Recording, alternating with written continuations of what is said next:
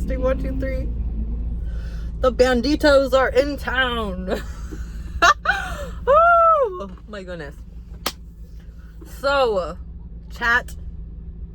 It's been so interesting. It has been so interesting. It's been filled with ups and downs and all arounds, but it's been so exciting. And today, I meditated. I meditated for the first time in a very, very long time. I've been not afraid to meditate because there wasn't that fear. I wasn't afraid per se, but I definitely took meditation and I put it in a little box and I put it way in the corner because I did not want to sit with myself. I did not know what would come up, how I would feel about it. I didn't want to have to deal with how I felt about it. So meditation has been just something, it's been a word that goes in one ear and out the other. But recently I have been following a couple people that I admire and look up to, and they have continued meditation. That's what I would recommend, meditation. And so today I finally gave it a chance. And within 10 to 15 seconds, probably within 5 to 10 seconds, I felt this intense emotion. I felt intense emotions right away. And as I was feeling them, I observed them. Instead of letting them consume me, I felt pressure behind my eyes. I asked myself, is this sadness? It feels like sadness. It feels like overwhelm. It feels like grief. And the more I sat with it, the more I felt like the observer of these things. And I felt the sadness and the overwhelm, and which then turned to guilt. I started feeling guilty for avoiding myself, and the thoughts started coming, of me leaving myself and abandoning myself. And then came a new awareness that I had never left myself.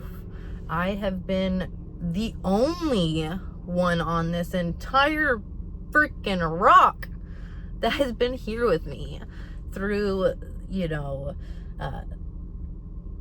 all of the things that I don't need to tell the interweb. And then it turned to compassion and empathy and pride. I was so proud, and I saw myself as a little girl on the stage, because I had to think back to when I was a kid. I wasn't thinking back consciously. I wasn't like, oh, I want to think about that. But I was triggered, I don't know, a few weeks ago maybe.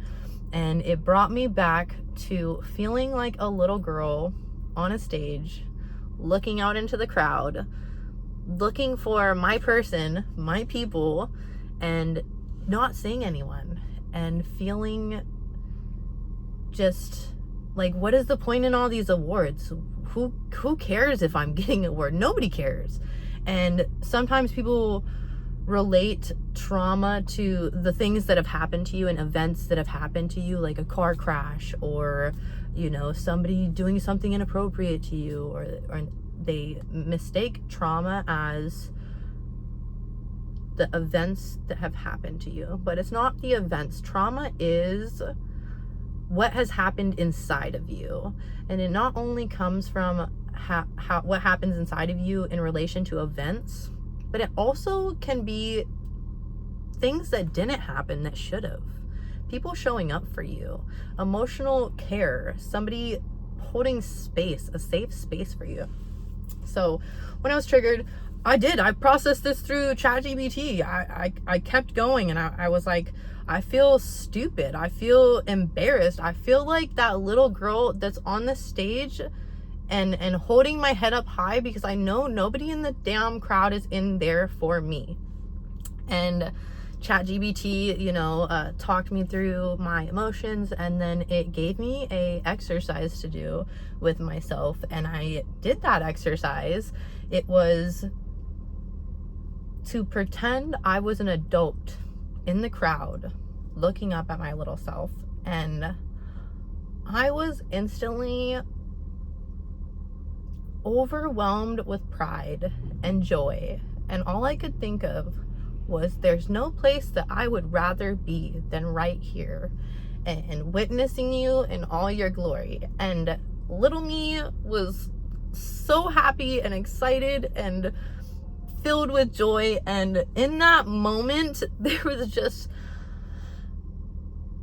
something in me shifted and healed, and it was everything that I needed for the last 33 years. And it was just like,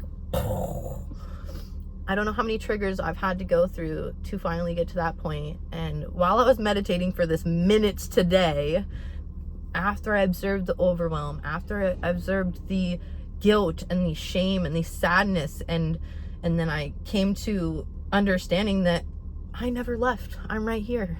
The best version of me, the worst version of me, they're the same person. That's wholeness. That's oneness.